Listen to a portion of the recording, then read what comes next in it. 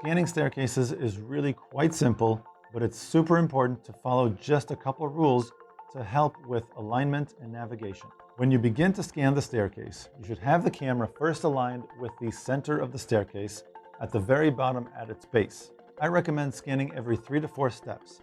Any more than that might make navigation a lot more challenging for your visitors.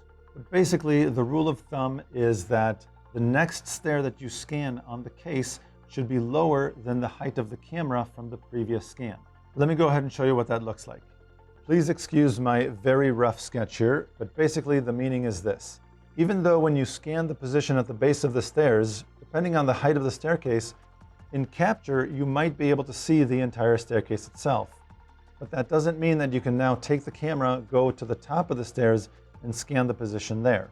As the visitor is navigating their way through the digital twin, they won't be able to see that little white circle on the floor at the top of the stairs. So it's important for that reason to highly improve the navigation experience for your visitors to have the next scan position be on a stair that is lower than the camera height. So for example, if I draw a line from the lens of this camera down to the third stair up, this will be a really good position to have the camera. However, if I draw a line to the next stair up, you'll notice that this line is almost completely horizontal. This is going to make finding that little white circle a lot more difficult for your visitors.